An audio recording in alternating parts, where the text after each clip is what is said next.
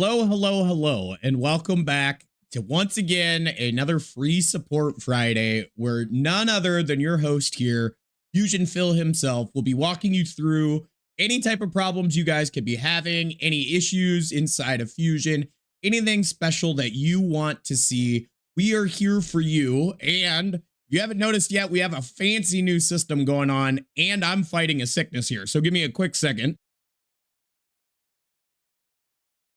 There we go. I think I'm good. My voice, very froggy. Bogdan, love to see you out there. Bogdan, you hearing me all right? You seeing me all right? You see our fancy little chat overlay that we have going? I've also changed things up on my end even more, where I've actually am creating a recording in the background so that when I create the highlight reels, if you guys haven't seen, they'll be much better quality, both audio and visual wise. Awesome. Bogdan, you can hear me? Doesn't seem like we have a lot of people in here this week as well. From my understanding, I don't have a lot to show you on my end, but as you know, let's go ahead and kick this off with style. I have none other than a lovely energy drink because you all out there always buy me beers. You buy me steaks. You make my life much better when it comes to these weekends. But since I'm not going to drink a beer on stream, which I've thought about getting some NAs, this is to all of you and all the help that you guys give, and hopefully you love this content.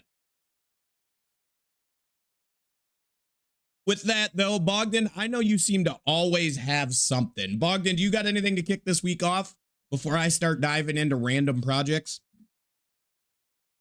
I'll give you a few seconds to answer. I see a few more of you guys out there. Was debating on doing some nesting stuff this week. I think it might be fun. Do a little design into a little nesting. What do you guys think? Not really. Bogdan with nothing for once. That's a surprise.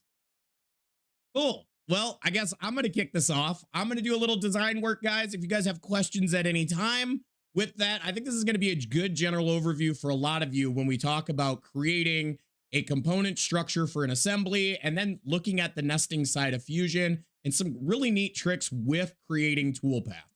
So let's dive into this. Let me get my screen switched over.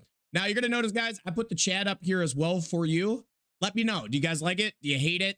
There's really no good spot to put it, if you could imagine, because by the time we start popping out windows and having design trees in the way, we'll never be able to see it. But I did get a couple of comments about when we do the highlight reel. You guys are curious what's asked in chat. So let's kick this off. So in this case, I am debating on building a garden trommel, which would allow me to filter out dirt and rocks and sticks and leaves in my garden. Given that I did a lot of this work by hand this year, I hated it. So let's go ahead and design this. Now, the idea is we're going to make this with a couple of pieces of plywood. Obviously, there's going to be a lot of things in and out, but I am going to start with what I like to call a proof of concept, especially when I have no idea on what I want to do. So very first thing I'm going to do is save my file, of course. And let's go ahead and call this the trommel. And this is just my test, right? So the way I kind of see it is I need basically two wheels in some type of shape inside. So that's more or less what I'm going to design. Now, for a lot of you out there, what you're going to see me do is going to be completely against the way you should do this. Again, this is a proof of concept type of workflow. So as you can see, I've created two cylinders. I'm actually going to create a third cylinder or circle, not cylinder. And with this, we can go ahead and extrude this out. Now, what I'm looking for is to basically have an end plate. And then also outside of that end plate, I'm going to go ahead and make sure that I have more or less the structure that's going to spin. Now, depending on which way you go with this, you're going to get different results in the design tree. Now, I'm not plugging in dimensions. We're going to do that here again in a second. But as you can see, I could do another new body. And with that, let's get our sketch out of the way. And we're going to go ahead and edit that sketch. Again, this is where I go back and add my dimensions, knowing I'm going to probably pick up a 4x8 sheet of plywood. Maybe I make the OD of this thing 30 inches. And then maybe my inner diameter now is going to be something like, I don't know, like 20. Let's go 24 to start. That'll give us about a 3-inch width on the outside. Lastly, that inner circle is going to be pretty close to that 24. We're just going to leave it at 23.5. The idea is we're going to have at some point runners in there or rails and styles to support things. That's basically going to be a mesh screen, right? So as you guys can see, with that all extruded out, I now need to, one, fix my first extrude because I don't need that inner circle. And what I'm doing is editing my design tree to do so. The second one is basically creating the length to that profile, right? So again, let's say we're going to go 24. And then I am going to mirror across everything. So again, this is going to be symmetrical, which is going to allow me to basically repeat and reuse a lot of this stuff to create that profile. Again, as you can see, I can roll this back one step if I wanted. I could have mirrored the other piece as well. Again, using that center line as my plane. And now I have basically my two outside rings and then lastly, my center section, right? So a lot of questions I get always off the start is, let's say, for example, I wanted to flatten the center section, right? Maybe you're going to use a roller type thing. Fusion does not handle sheet metal components that are flat. I will make a point to go ahead and make some content on that. Again, the idea is this is going to be nothing more than chicken wire, right? But as you can see from a standing of how I have this built, there's a lot of different ways. Again, is I could go back and create a lot of different features and use a lot of different tools. Now, one good thing is if I'm going to pattern this, I could go ahead and pattern that kind of support ring. I could pick my direction and I could put in based on the extended amount, right? So we went 24 times 2. We go ahead and say minus 48. I would like to put maybe 4 or 5 of those. Again, as you can see, we now have those ribs to which everything is going to attach to and support. So from a proof of concept standpoint, I am generating and I'm starting to create what it is that I want, right? So at any time I could always go back. Maybe I'm now going to add in a rectangle. And what this rectangle is like I said, this is going to be basically like the rail or the style. Or if you guys don't know what a trommel is, go watch Gold Rush. It's a great show on Friday nights. But as you can see, we're going to go ahead and throw in a coincidence in this corner to get it on the circle. I'm going to give it a total width. Maybe this is going to be a 2-inch wide piece of material by 1 inch tall, right? So again, based off everything we're doing, we just want to see if this is going to work, right? So again, we could do that minus 48. As you can see, that's going to be a new body. If we're playing the pattern game once again, new pattern, circular of a body. And then we're going to put those around the inside of our actual trommel, right? So let's go 6 of those. So as you can see, everything I've done so far is wrong. And the reason why it's wrong for a lot of you out there is because we have constructed everything as bodies, and all these bodies are in what is considered a singular component, right? So from an assembly standpoint, this is not the right way to do it. And what would happen is if we start to create drawings, we're not going to see the information like I need quantity 6, for example, of these rails, right? So this is why in my brain, it's much easier to always proof of concept something and keep it all set up. WTF GH400. Hi, how's it going, man? I appreciate it. Greetings from Germany.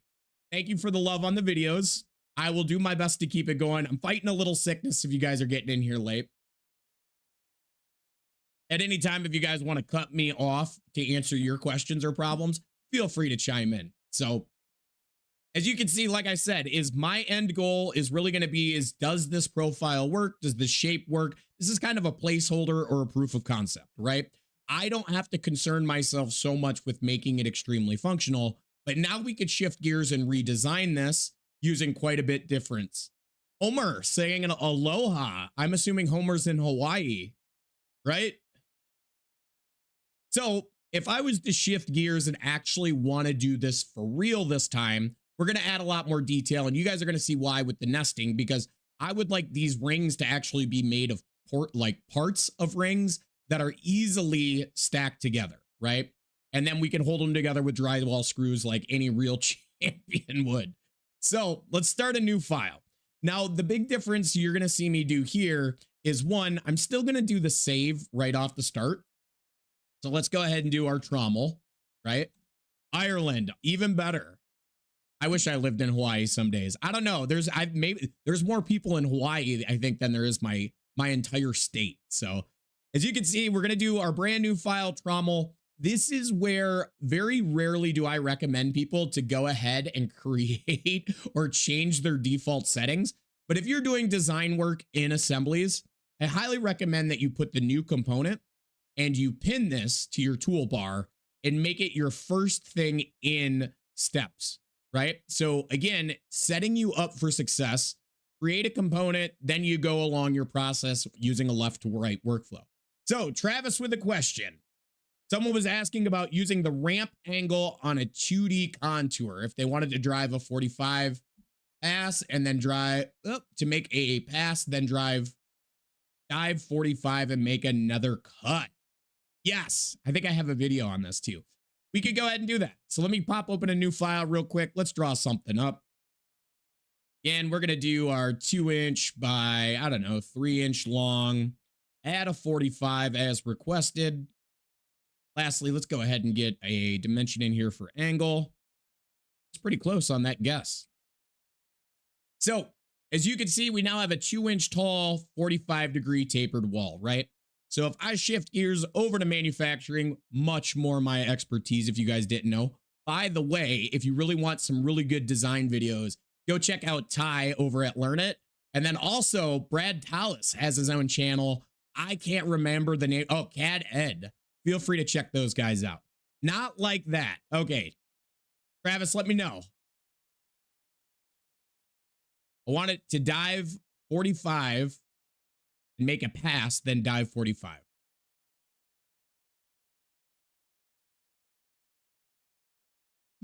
This was on a round part. They wanted to cut the OD. Travis, you're going to have to provide me a part or a picture, man.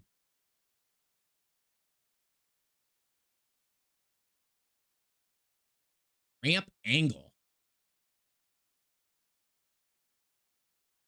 Ramp angle on 2D contour. In the meantime, while you send that over, Travis knows what he's doing. He'll get it over here. Let's go ahead and look at 2D contour real quick. And you're saying ramp angle being down here. As you can see, we have a ramp angle. This is what you're referring to, I assume.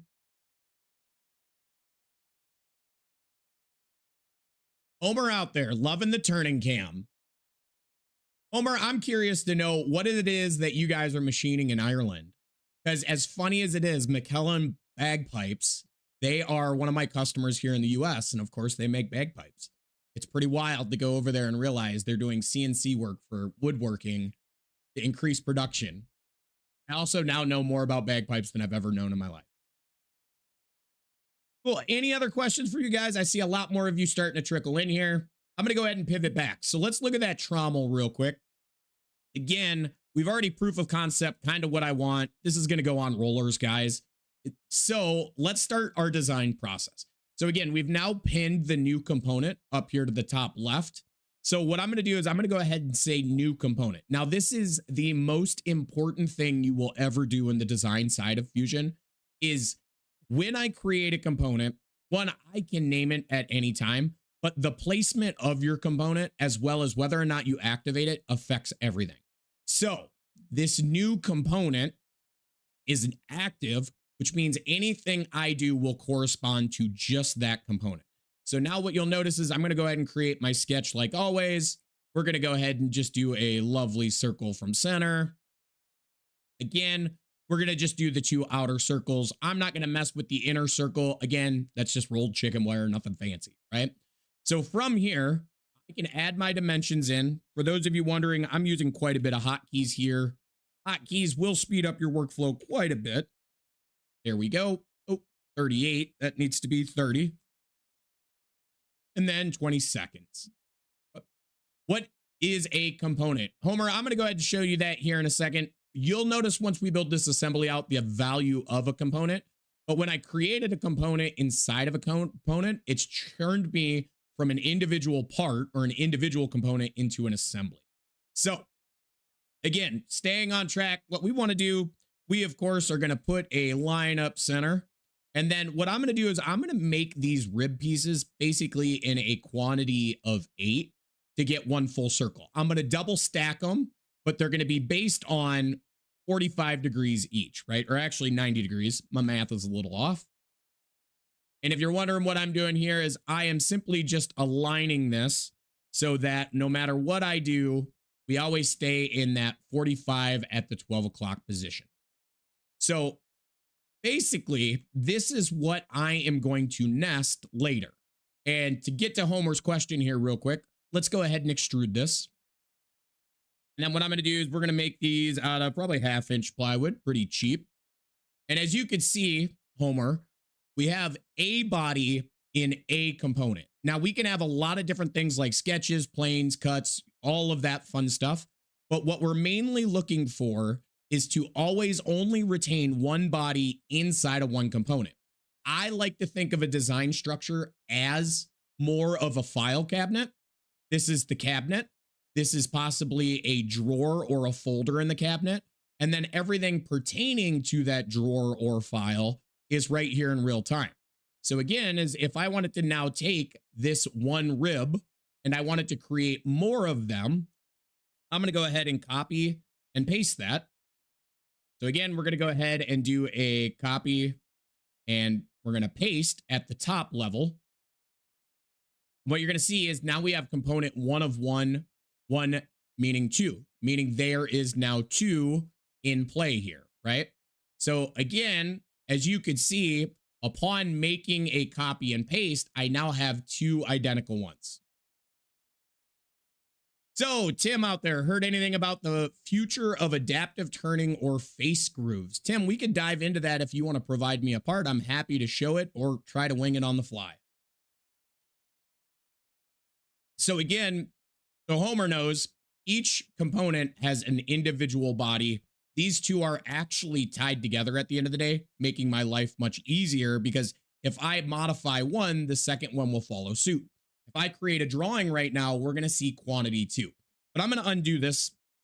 And the reason why I'm going to undo this is because we're still going to do a pattern. We are going to pattern the component itself. Here's the component. Here's my center of rotation. I want 4 of them. And now you'll see 1, 2, 3, and 4, right? So again, the idea is we have now created that first ring. Again, we're going to double stack and offset these, but simply enough, that is a little cleaner and a little better workflow. We do need to keep in mind that these are all tied together, right?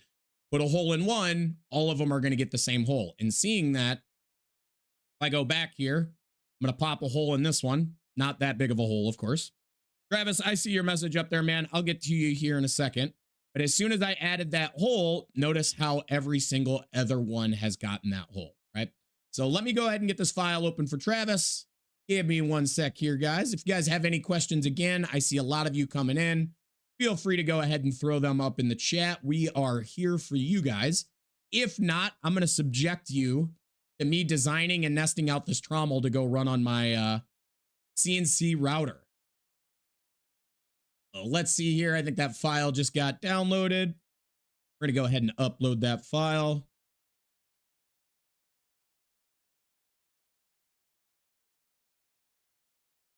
So ramp around the part instead of diving. Travis, you could have told me just to make a cylinder, bro. No, I'm kidding. Okay. So ramp wraps around the part instead of diving. Well, I mean, it is a ramp. I would be curious as to what are you trying to dive or why are you trying to make it dive?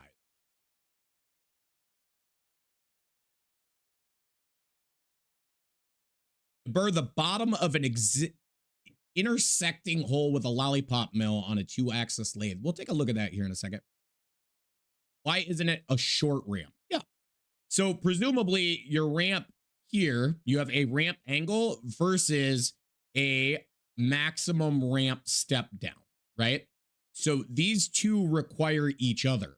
So something as simple as saying I can allow a maximum ramp step down of 10. As you can see, it is now plunging straight down, right? So the idea at the end of the day is this is why I always use the analogy of reading the book, right? You're reading down the page. You started by giving it a 45 degree. but because the original, I can reset to user default, was 0.5. So unless it sees 45 until it sees a maximum of 0.5, right? So again, even though he plugged in 45 here, a secondary parameter is overriding his choices here. So again, all I did, Travis, just so you know, if I plug in 10, again, what you're going to see now is I'm getting that 45-degree plunge. If I went back, though, and I said 30 degrees instead of 40, you're going to notice we have a shallower angle, right? So again, it's a precautionary thing. Do this until you hit this, right? Maximum step down, right? Like those terminologies. Again, not the most clear, I understand, but as a whole, maximum ramp step down. And again, as if we went back and we said this was 0.1, notice how it's going to do a 0.1 maximum step down. It's going to ignore the angle, right? So it's not 30, it's 100 step downs. If I wanted a 30 degree, I would need to increase this maximum roughing or ramp step down to get just a hard 30-degree plunge, right? No worries, Travis. Tell him to send us an email or feel free to share this video with him. Awesome. I did see some other questions. Give me a sec here, guys. Let's go ahead and jump back and get some of these answered. Let's get this file saved and closed out. So I saw somebody asking about using a lollipop to do a backside chamfer. I think that was Bogdan. Bogdan, do you have live tooling? I'm going to assume you do, but you're only an XZ axis machine. Okay. Just want to make sure that's clear.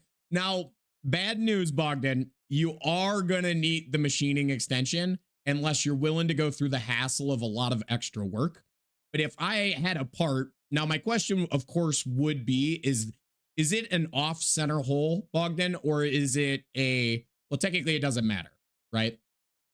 So let's just draw this up. I think it'll be a little easier if you guys get a little bit more of my artistic skills around here. So we're actually going to do something like this.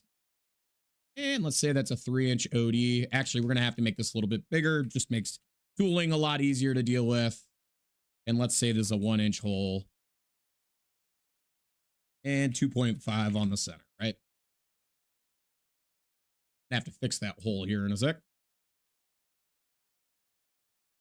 Get her moved up here, horizontal, vertical. Now, pro tip for any of you out there that have never taken any of my classes is a tall tale sign of if you're ever going to have problems in Fusion, make sure you get this little red padlock on your sketch, right?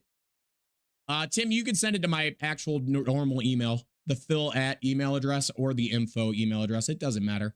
Again, you can see this little padlock. This means my sketch is fully constrained. If that isn't fully constrained, you'll notice my padlock disappears. Where the problems come from, of course, is if I move this sketch right now, even though I'm horizontally vertically constrained, you'll notice how I can cause my own demise. So again, make sure your sketches are always fully constrained. It'll make your life much better. So there we go. We have our couple of holes here. Now what I'm going to do is we're going to go ahead and kick that off. We're going to create a brand new sketch at a different view. And the idea now is this hole is going to be my intersect hole. Again, we'll go horizontal, vertical, distance off the end. Go 3. And let's make this maybe a 0.75 hole. Now, some of you may be questioning what I'm doing. I'm actually creating both scenarios all in one shot. I am now realizing also maybe I don't want to put that far in, causing my own problem, right? So as you can see, I have a cross hole off center for the lathe. And then I also have a cross hole based on center of rotation, if that makes sense. So if we switch over to manufacture here, let's go ahead and get our setup. Turning. We're going to use fixed size cylinder or fixed size tube because I'm a cheater. Rounded up by 0, giving us our stock as if it's already been turned. Do need to flip that Z axis, of course. There we go. So as you can see, I'm not going to add any necessarily lathe toolpaths. I really don't need to. The goal would be is coming in and utilizing a milling tool. And in this case, this is why I would say deburr is going to be your best friend. Grabbing that lollipop cutter, There are a lot of loud noises in my house crashing around. I think one of my dogs are in the house and just got on the table. But let's go ahead and get a tool here. So we're going to create a lollipop cutter. I always like to be quite crazy with my dimensions on these at first. As you can see, 1/2 inch diameter to 1/4 inch. Overall length, let's just bump that up to 6 inches. Again, length below holder, 5. This is just going to make sure that we can get inside that feature, right? Again, we accept that. We select that tool. As you can see, there's my lovely lollipop cutter. Now, for those of you that don't know me or have never, again, watched any of my content, please subscribe, get the notifications, go watch some of my other videos. I always love this OK button because if there is a problem, software will tell me. But as you can see, simply by hitting OK right off the start, notice that it is actually getting in there, both outside and all of these inside areas on my part. Now, again, if you have a kind of older, crappier computer, we understand. This would have took longer to calculate. So maybe once you become an advanced user, we might start looking at, hey, I actually am going to do something like a selected area as well. And now I only want to do maybe these couple of areas, right? So again, as you can see, I'm grabbing those 4 edges that I want. And now you're going to notice that that lollipop cutter is going to go in and cut those 4 separate areas, right? Making this a little bit better on all of us. Let's go ahead and throw a drill in here. Get that through hole punched into this. Again, we want a 1-inch drill. Should be able to filter that down pretty quick. Apparently not. 1.0 is not in existence. We're going to go 1 inch. Everything's 1 inch, apparently. There we go. 1 inch, 1/18. We're going to do our off-center hole here real quick. There we go. And then we're going to do one more drilling procedure from the outside. You guys are going to find out real quick if I give you my information on why I absolutely hate mill-turn machines versus B-axis. So again, we need a 3/4 inch drill bit. I apologize, guys. If you guys are putting anything in chat right now, give me a moment. I'll look up here in a minute and I'll get to you guys. I'm sorry. I'm just trying to get this to be a little bit more real world-ish at the end of the day. So again, Z-axis this way. The hole's over here. The hole is actually both faces. And now we're drilling the actual cross hole. And we'll put our deburr last. Again, just for visual representation, I'm not trying to deal with the stock model where the tool crashes, right? So again, as you guys can see, cleaned up my stock model based on calculation. And from that, we can go ahead and post out our G-code. Now, before I post this G-code, give me a sec, guys. Let me make sure that I'm getting to all your responses. I see a lot of stuff coming in. Tim, I'm going to grab that file here in a moment. Smaller hole is made in the X. Okay, all right, we got you, Bogdan. Awesome. Don't forget the thumbs up. Always give us a thumbs up on the video. That's a great way. We love that. Jacob, great to see you. All right, we're caught up on chat. Tell me, guys, do you like the little chat thing over here? Is it a little better? Is it in a good spot? If you missed the beginning of my video, I don't know where I can really put this chat thing that's not going to be somehow in the way, right? Usually my face and everything's in the way. My beard gets caught up in the toolbar. So we could, yeah, let's go ahead and duplicate this real quick. So again, let's do every scenario we can think of, right? Tool orientation, Z's now pointed outwards, same exact edges are selected. And as you're going to see is we can come in from the outside and do the same thing. And what you're seeing, this blue line will confuse people. This is actually the lowest center point of the ball. So we're very deep with the blue line here coming in radially. That's because the back of the ball is actually hitting those surfaces. Now, keep in mind here, I am leaving this in 3-axis mode. We may actually have to go in and swap it out to 4-axis mode. But what I wanted to show you guys is this is the importance of getting a support plan with somebody like jitcadcam is we're going to need to define a machine in some cases that has the ability to do that exact feature, right? So what I'm going to do is I'm going to just throw this. Oh man, we have so many areas to put junk machines. So those are in tickets. Let's go ahead. we're going to do mill turn. And again, you're going to see here is there's single spindle lathes with live tooling. I don't know. Do you have dual spindle? Again, what we're looking for, generic dual spindle lathe with live tooling, right? So give her a second to load up. Kinematics tree, you're going to notice we have no y-axis. Post processor wise, as we tell you guys, you don't really need to buy a custom post a lot of times. You just need to find something close. So if I go down to the Fusion library, we're going to go ahead and go to the DN area. There's a mill turn post. It works amazing for most people, right? We need some G&M code changes. We can make that happen. There we go. We got our post. We got our machine. We went ahead and selected both. And now this is where we find out how wrong I am when we post process exactly this. So again, we're going to go ahead and post this out. We got a successful batch of code, which scares me, which means the other toolpath is going to fail. But as you can see, this still has y-axis in it. So we do need to make a few more changes. Let's go ahead and go back. Now, again, these might be changes you guys have to do in the post. I'm going to go ahead and show you guys here. I don't remember if this one has the old as y-axis here at the top level. Secondary spindle, multiple turrets, looping. There we go. Okay, so I'm not seeing it here, which means we got to edit the post. So what I tend to tell people to do is just put in something like y-axis, right? So as default, we're not finding has y-axis, right? So maybe we do has y space. Again, we're not seeing much here. I will tell you, in this particular post, everything is actually being pulled by what is called the machine model. And by default, we're set up to Puma, right? So if I actually search machine model here, what you're going to notice is we're going to get down to an area where it's going to actually say, here is the Puma setup.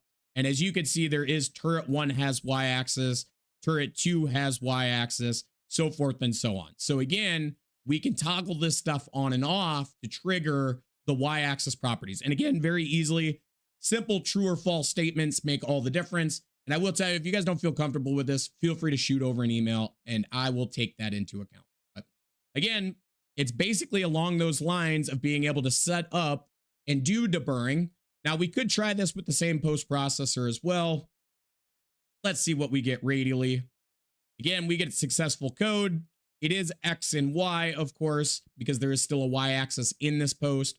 But again, that's where you have somebody like us, jitcadcam over here.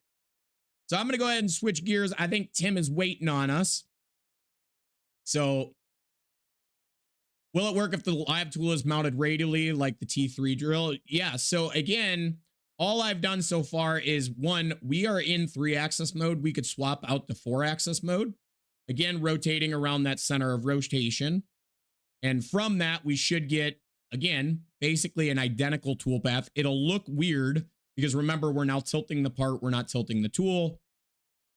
Posting that out. We will now see there's going to be C-axis motion on that toolpath, right? So again, as you can see here, we actually search.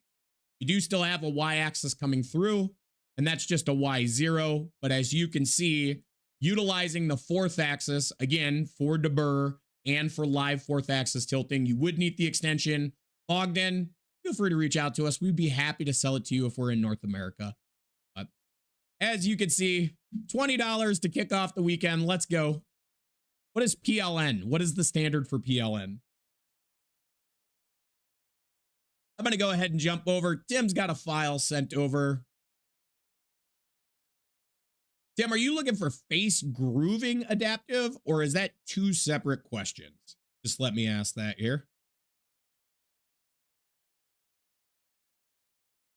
Again, I'm going to go ahead and switch gears back.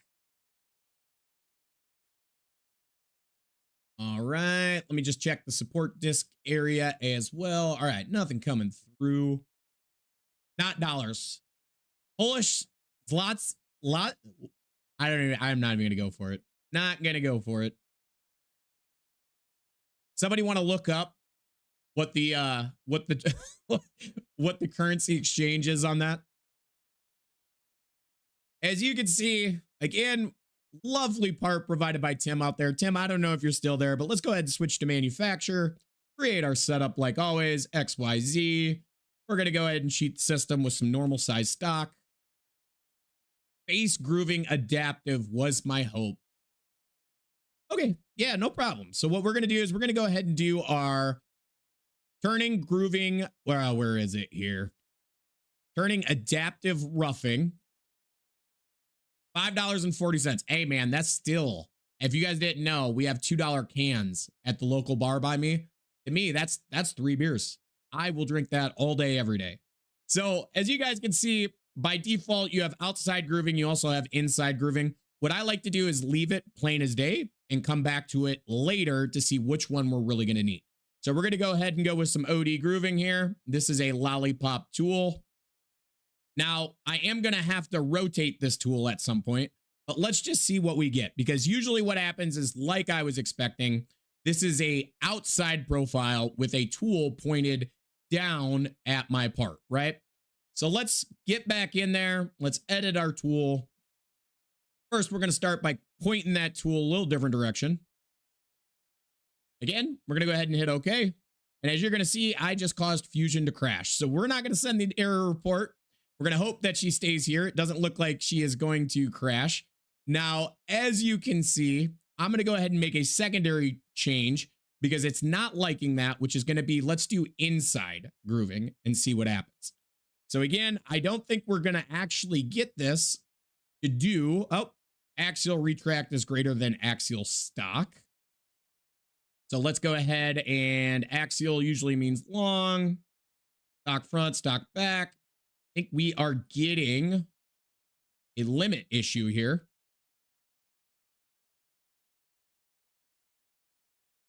And let's see what we can come up with. So again, it looks like we are getting some type of issue. Axial retract distance is greater than axial stock. Yep. When in doubt, pull it out. Nope. Still nothing, right? So let's go back in. Tim, was this the same issue you were having at the end of the day?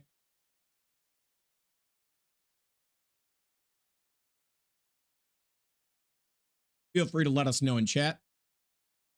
4 cents for the Trump tariffs. Love to hear it. All right, let's see here. We're going to go ahead and dive through this a little bit bigger. Approach in Z, retract in Z. That's beautiful. Yes, yes, yes.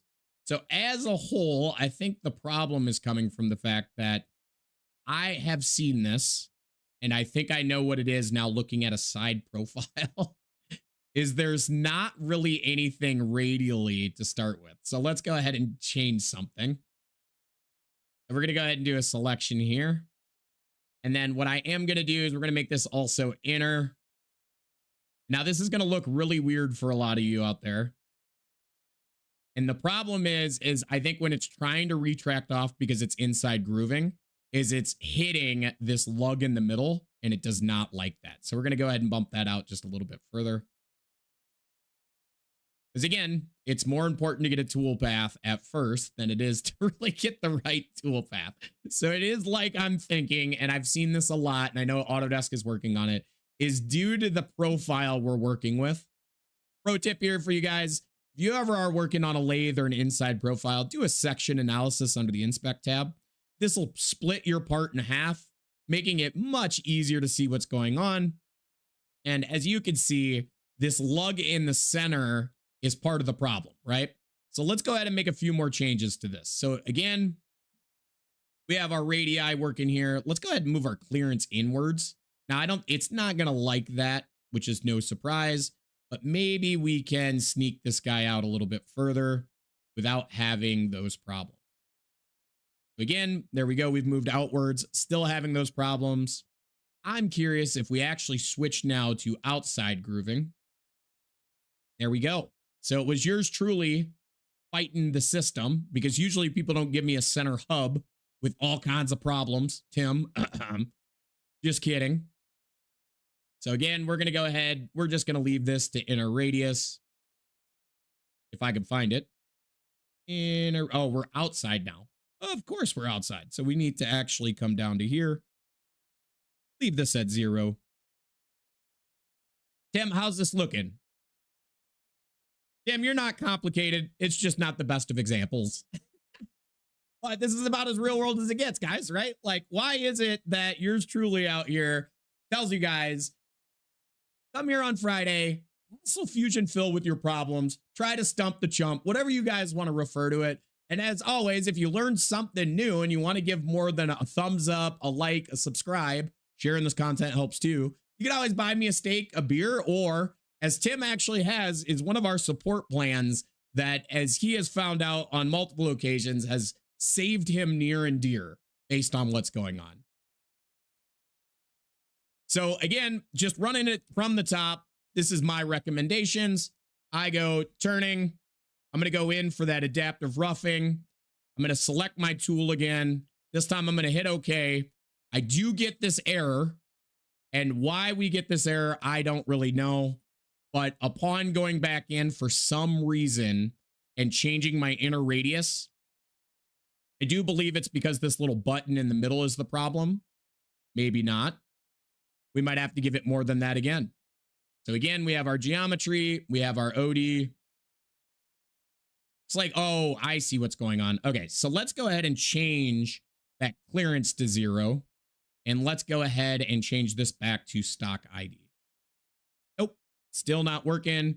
Again, that is so funny. The way this thing just does not want to do it by default, but yours truly figured out a way. So let's do the trick, right? Let's start this fresh. 2D adaptive clearing. This is going to be dumb, but it might work. Inside grooving with that tool. And then for some reason, I would laugh if we switch it to outside grooving and it just works.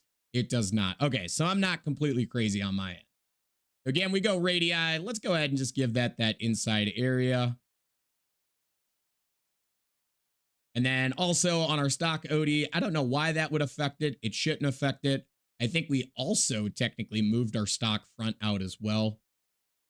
And this is a fun one, Tim.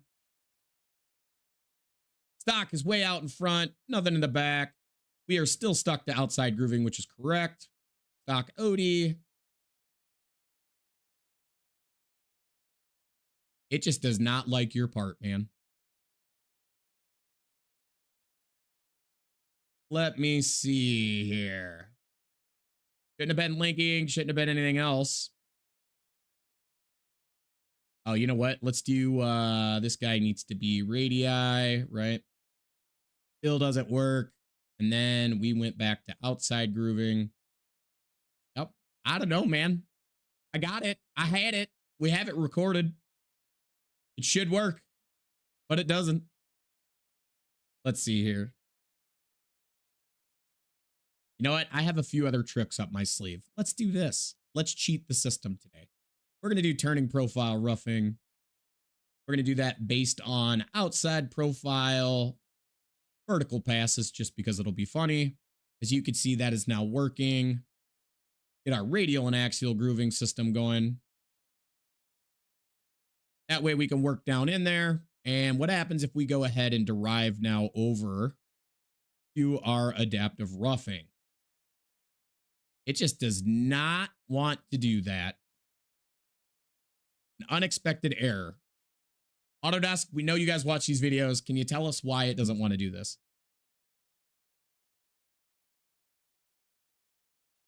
That is true, Tim.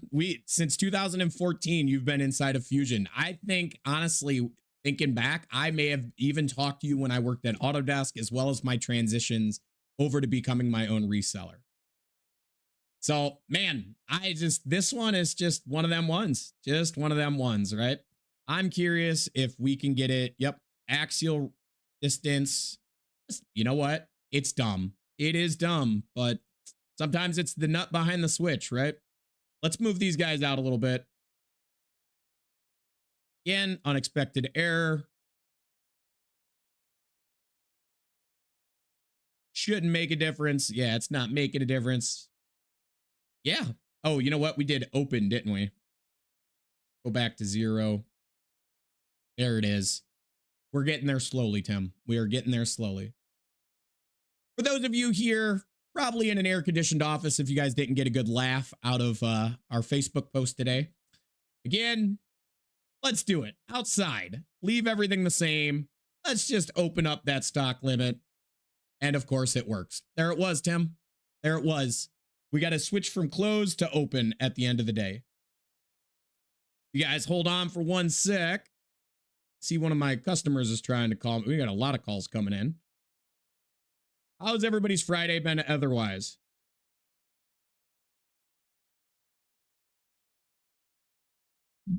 Again, Tim, all I did after all of that commotion, this is why, guys, this is why I proof of concept bad ideas, right? As you can see, all I had to do was change the stock limit from closed, or actually bounded, which technically means it respects it, right? It respects that boundary to open. This is the exact same thing as a closed boundary versus an open boundary, right? That's all I did. At the end of the day, I swapped from bounded to open, and just like that, that adaptive clearing toolpath worked. And of course, to sprinkle a little bit more onto this, we could go ahead and right click, of course, do our turning, profile, finish. Of course, we want to go around the outside of this. Again, radial and axial grooving here, guys. Go back to our passes tab. Now, again, this is why we do these free Fusion boot camps, guys, is because when we walk through the steps to somebody new, we always say, get your tool path in, Z here. We want to get it in X. And then notice my blue line is not going within that boundary. So let's go ahead and go to our passes tab. We can see here, allowing radial and axial grooving is going to allow that finish cutter to come down and around that inside profile and cut out our material. John, it's a hard way to say it, right? I don't know at the end of the day, because if I was to go back to turning, this is just a curiosity of my own right now, is if you notice, I'm picking profile roughing. There is no open or bonded, right? It's that adaptive that is requiring open and bonded type settings. So it's only in certain tool paths, again, and it could even be, well, technically on that tool path, we can't really pick a different tool than a button cutter. But as you're seeing, it's only in that adaptive type scenario are we seeing a bonded Z-axis geometry issue.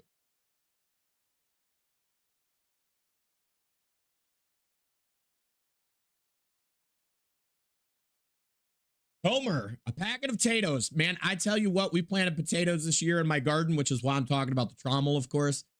We have so many potatoes out there already. It's unreal. I planted way too many potatoes. So if you guys are ever in North Dakota and want to eat some potatoes, let me know.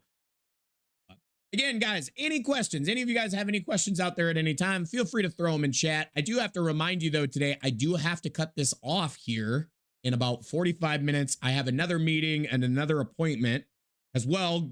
Being sick and having to do 3 days on site in Tulsa next week is going to be wild, right? Give me 1 sec here. Gotta shoot out a text message. Other than that, again, just so you guys know, we actually nailed it down. So for those of you out there wondering, or anybody in the Minnesota area, we are now conducting our next Fusion Bootcamp training. This is 100% free, hosted by none other than Productivity in Minneapolis, Minnesota. So if you're anywhere around there, including my people over in Fargo, North Dakota, feel free, get signed up. We can get a link put out there in chat so that you guys can go ahead and see that. So let's get back to my screen share. Looks like Tim out there, I didn't see, is it cutting both directions as well? So it is an adaptive clearing toolpath. On our passes side of things, we don't have both ways, no both way settings. So as a whole, let's go ahead and simulate it and take a look. So, yep, it is actually, it's feeding inside, outside, inside, outside. So, yep, it is scooping back and forth, as you can see.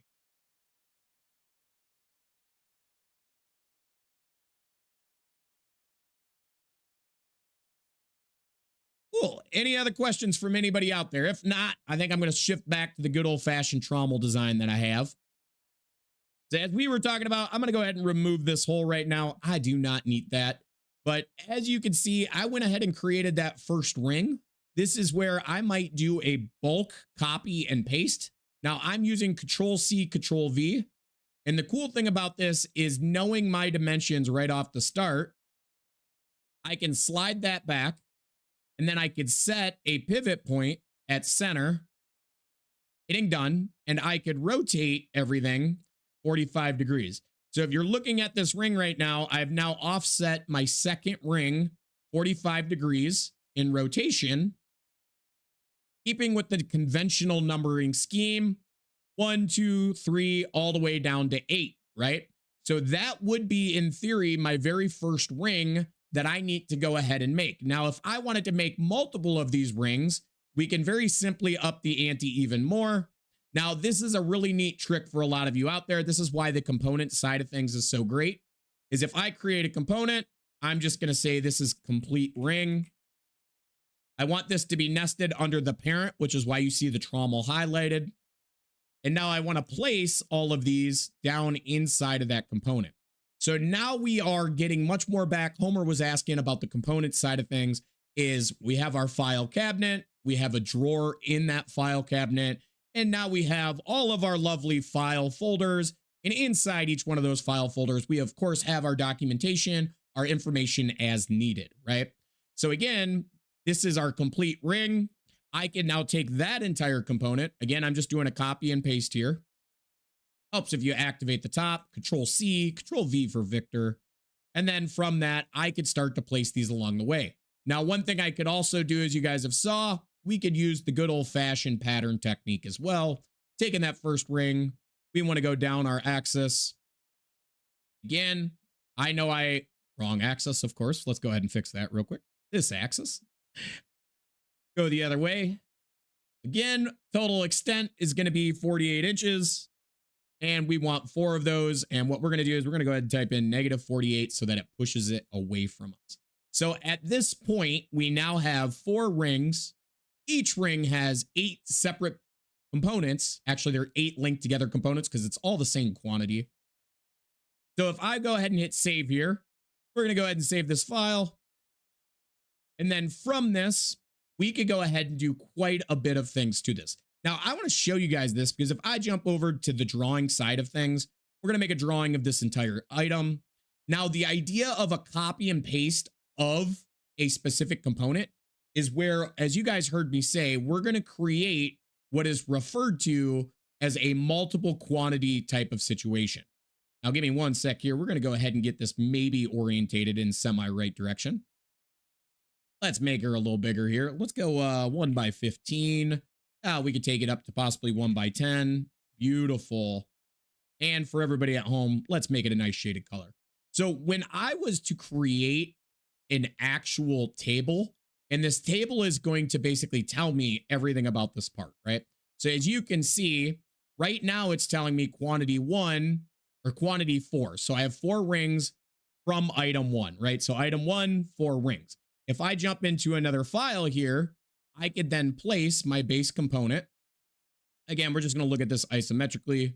Makes it a little easier on everybody. And again, we only want 1 of those. If I add another table, as you're going to be able to see, we need to go ahead and say table. I now have item 1 quantity of 8, right? Because there's 8 parts inside of that one ring. So again, this is the luxury of working inside of Fusion. We could also say, instead of 1 level, all levels, right? So again, as you're seeing now, with everything built out, we can go ahead and change and add in different things as well. So again, on one drawing, we now have item 1 is quantity 4, which means we have 4 rings. Item 1.1 consists of 8. So 1.1 is 8, 8 times 4, yada, yada, yada. I don't want to do the math for you guys. I still have shoes on. Can't count past 10 unless I take my shoes off, right? So again, the idea of how we copied and pasted those components affects our quantities on our BOM. So now let's go one step further. Let's go ahead and do some nesting here. We're going to go ahead and open up one more file. I'm going to go into the manufacturer workspace. We're going to jump over to fabrication and let's go get our parts for nesting. So what you guys are going to see is we're going to add this in Now, the luxury of being able to add this in means I can add multiple things in for nesting. So as you're seeing here, I now have the trommel. I have all of my parts inside of there, all of my quantities, everything as such. Let's go ahead and hit OK. We're going to create our nest study. As you're going to see is we have our source file. We can change our actual quantities here. Let's start by making one nest, and then let's come back and start to play around with this more. So I'm going to go into packing. This is actually going to come out of a certain size sheet. As you can see, it's got length, width, sizes here. We could, of course, edit this and change this as well. But I would like to get a nest to start with. So as you're seeing, our very first sheet, we're going to need quantity 5, and you can see how it stacked this up. And then we're going to need 2 additional sheets with this profile here. Now, this is all controlled by our actual material that we're using in the nest, right? So again, we could go ahead and edit our nest study. We have our packing here. Again, we could start to do inventory control, things like that. So let's add in a new kind of packing. It's been a minute since I've had to do this, of course, as you guys may or may not guess. And I got to remember where we're at. We got process material library, of course. We're seeing that aluminum. We're seeing here's the actual aluminum. Here is our packing size. If we switch this out to a 48 by 96 inch sheet, as you can see, we can even change the cost. Let's say it's $132 a piece, right? Again, we hit OK. We get our warning. We're going to go ahead and regenerate all of that. Now you're looking at a sheet 3, which is quantity 1, and it has all of my rib pieces on it in one clean, quick motion, right? But the neat thing about this is if we went back to our trommel at any time, we could, of course, continue our process. We add a new component in here. This is going to be, you know, the rails. And you guys are going to see me do this a little different this time because I'm going to add an additional. This is just going to be the rail. So rails is the grouping of individual rails. I create my sketch. I can pick my plane or my face. Oh, wrong plane here. Let's bump that back. We're going to look at this straight on. I'm going to project just one of these edges so that I can build just like you guys saw me do the first time. Lovely little rectangle up here. We're going to keep this in fashion with everything else. Let's say it's 1/2 inch. And we're going to cut this out of the plywood too, possibly. So let's say 3 inches across. Again, tie that up horizontally, vertically. Actually, not horizontal, vertical. Coincidence. My fault, guys. And just like that, we check our sketch and we are fully constrained. So again, we now do our extrude minus 48 inches. And again, we have our sketch, we have our body, all relying in that one component. And just like you guys saw me do the first time, we go ahead and take that component. We're going to do our circular pattern of the component, which is the rail. We're going to do that based on center, the number that we want. Just like that, we now have 6 rails inside of the rails component. Again, we have our ribs, right? So again, let's say we want to relabel this. I'm going to go in, rename rib. And notice how all of those ribs have updated, right? We hit our save. We go back all the way over to either our drawing. As you're going to notice, the drawing needs to update. We go ahead and tell it to update that drawing. We're now seeing our bubble drawing come through again. We're getting those additional things. Also, we go back to our nest. Our nest needs to be updated in real time as well. So again, we go ahead and update all. Tons of room still left on this 4x8 sheet plywood. I got really lucky with my dimensions when I guessed. Go ahead and close, regenerate our nest. And as you guys can see, still one sheet of plywood that has everything and anything on it. So now let's get into the real fun here of tool pathing something like this. I'm also going to edit my nest study here a little bit. Including a 3D fixture, including a fixture in 3D milling.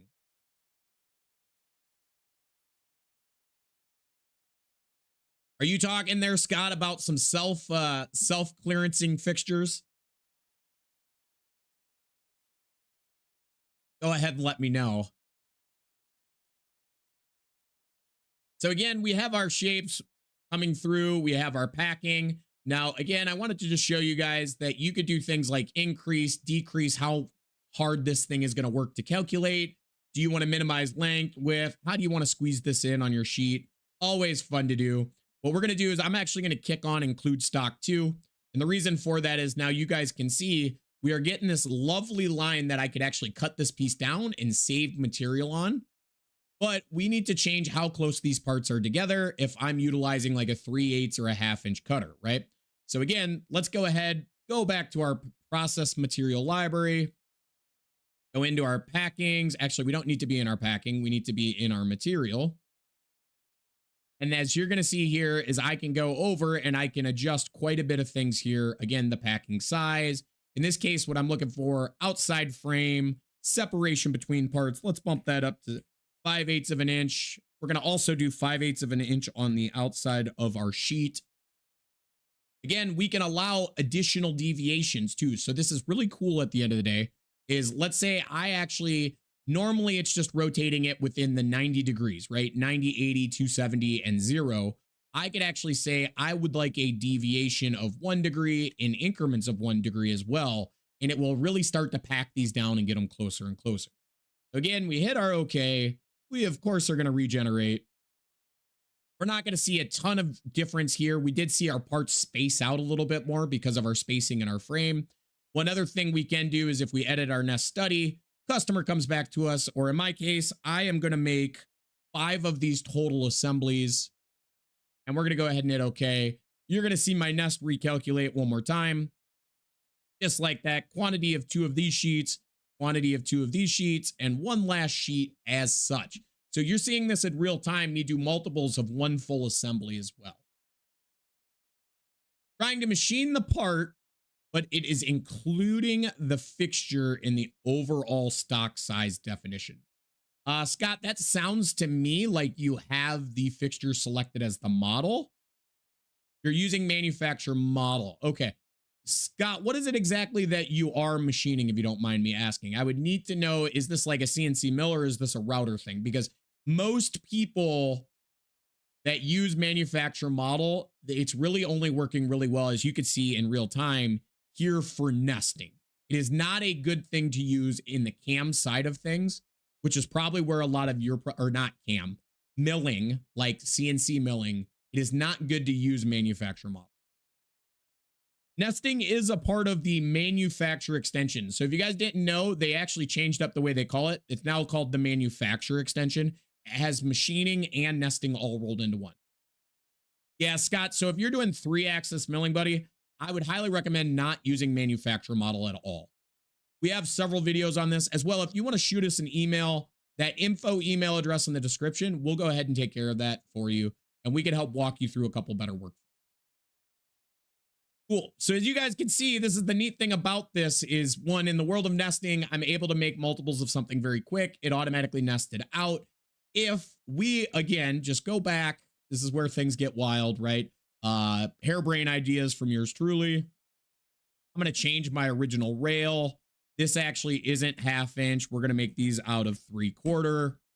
Again, because that is now a different size material. And again, you could do it by different types of material, different size materials.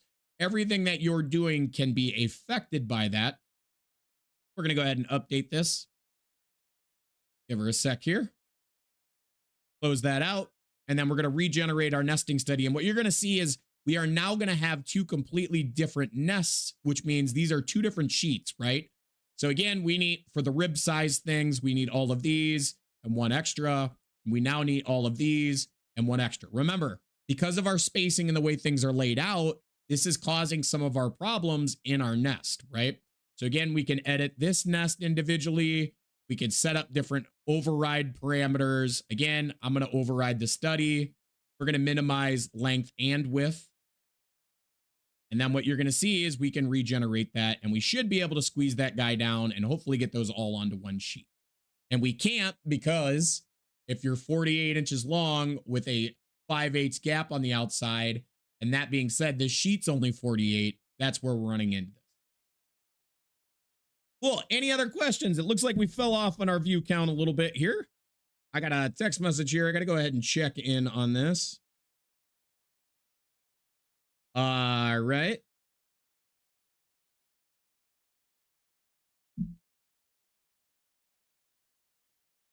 Can a manufacturing model be exported? So you can export the stock as you've done your CAM throughout the process. Yes, Scott.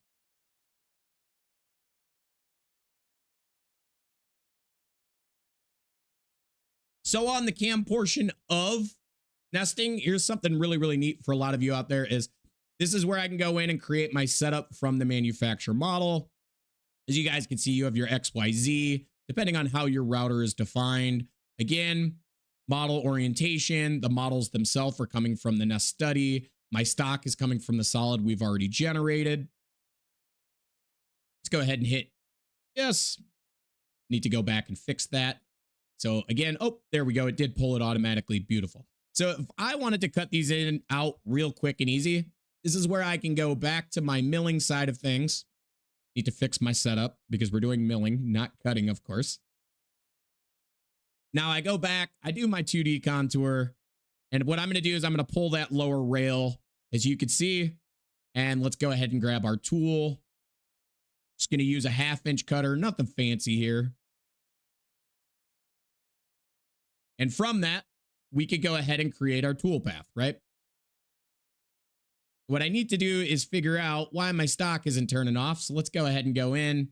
And I know why it's not turning off. It's because this is pulling everything inside of this manufacturer model, which includes the top body that is stock. Autodesk, can you please fix that where that one stock body doesn't sit here at the top? Can we make it so that that one is excluded so I don't have to unselect it? But what you guys are looking at now, of course, is I'm cutting out that outside profile. Now, the neat thing about this is when we do our chain selection, right? I can actually, instead of utilizing the edges themselves, this is kind of the neat way that we can go in and we can pick the top face. And from that top face, you can actually go out and pick everything on the same plane. Again, as you're seeing this in real time, we could then say cut it to model bottom. And just like that, I'm achieving cutting out that entire sheet and everything on it, right? So again, super neat, completely different way to look at this at the end of the day is just like that. I've gone through and I've very quickly nested out all of those ribs for manufacturing. I've put them on different size sheets with different size materials even. I have that ability to review that information if I needed to as well. Again, you guys are seeing that over here on the left. It's giving me costing, roll up, utilizations, things like that. Cool. Do you guys have any other questions out there? Let me go ahead and check the ticket system, of course. Got missed phone calls coming in, all kinds of fun stuff going on. Come out here and try to do this stuff for you guys, make you guys happy. Hopefully send you off on your way on Friday feeling a little better than normal, right? Awesome. So, I don't see any questions out in chat. I did see a few more people just come in here. If you guys have any questions or any problems going on right now, feel free to let us know in chat. If not, I got to hit you guys with it. You guys know you can move your software over to us at jitcadcam. It's another way that you can help support our actual channel. It can help support our company. We have the ability, as you guys can see, is regardless of what your software says, as you guys will see on this one here, by example, says subscription ID. We can also work if it says contract ID as well. We'd love to have you guys as a customer. Come on over, make it our day. So I see somebody asking about the good old fashioned scrap software. Jacob, we don't have any major updates, but I am super happy and pumped. Let me go ahead and hit my marker key here. I will go ahead and pull up scrap right now for you guys.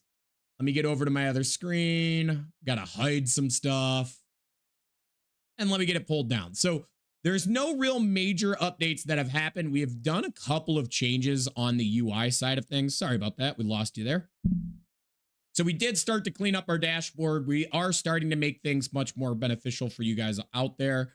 Anybody and everybody, if they haven't seen this yet, again, we've built the software in-house for those of you that are job shops, and we are looking at more production shops as well. So we don't limit customers in our software from the same person running different things. Again, a lot of the stuff you guys are going to see, this is our sandbox, but none other than being able to go in, see what's happening on your floor, claiming your parts, of course, who did what, when they did it, how far is it through the process, what happens when they complete it out, right? So again, we can pause it. We can start it, of course. Let's go ahead and throw this back in my name.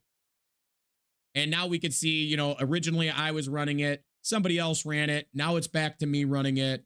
I'm going to knock out the last 50 pieces. Well, why not scrap 10 on top of that, right? Why not? And as you're going to see, this operation 20 right now sitting on the VF2, because we've hit our max quantity, is actually closed out and set that up. So again, as you guys are seeing here, is we have the ability to go through, look at our production logs, even look at things like a time clock of punching in, punching out, all inside of the OScrap software. You guys want a custom tailored demo of this, or you want access to the sandbox version for you to play around with, there is an OScrap email address, or hit us up at the info email address. We'd be happy to get that set up for you guys. I know for sure right after this, which is why I'm actually cutting this short, we are setting up the QuickBooks integration fully for one of our customers, and it is looking absolutely amazing to quickly pull in all of your customers or push your customers out as well. Good way to be able to send your items out for quoting and billing once you ship them. Oh, you know what? There actually is, Jacob. I didn't talk about this. Jumping over to the work order side of things, we do have this now set up where, again, for a lot of you out there, you wanted a simple quality control kind of checkpoint. We can do our quality control, again, with the shipping information, as well as ready to send the invoice, ready to ship type stuff. You can even get an overhead view of everything going on in here. So I guess that is the update. It did slip my brain. We have incorporated very generic stuff, as you can see. So I did see another question come in here. So it looks like, Aaron, do I have a set of videos for the absolute beginner? So we do actually have a ton of really, really good content, Aaron, and I would highly recommend, of course, you got to go to our channel for this. And let me pull my channel over here for you guys. But we have several playlists that are aimed at beginner users, right? So if you actually go over to the playlist area, the Milling Monday ones are really, really good for anybody that's starting out overall. Milling Mondays, we also have the CAD for CAM, and then Turning Tuesday. Little pro tip here for anybody out there is when we do our, oh, I didn't realize my chat is in the way. See, this is why this chat thing is kind of a new thing to us, is these 3 actual segments of videos, they are a little outdated right now, but this is a lot of what we cover in our free Fusion boot camps. Again, we will be on site in Timco in Tulsa, Oklahoma, starting Tuesday. But in August, we will actually be, as you can see, at Productivity in Minneapolis, Minnesota as well. So again, let me get this closed out here, guys. Any other questions outside of that? I mean, by all means, Aaron, do it up. Get a 3-axis mill and go for it. We love to hear it. We have a lot of customers that are in a garage as well as a massive building. I personally have a really cheap CNC router that cuts 4x8 sheets of plywood. I love the thing. But if you want to learn CNC machining and programming, you can buy a $500-600 router and achieve everything you've ever wanted to know about 3-axis milling. As true as it is. It's kind of one of the funniest things out there is you bought a commercial license of Fusion, a support package from us, and a cheap router, you're in the whole thing $2,000 and you could learn an entire new skill set, right? Cool. Any other questions out there from any of you guys? Going once, going twice.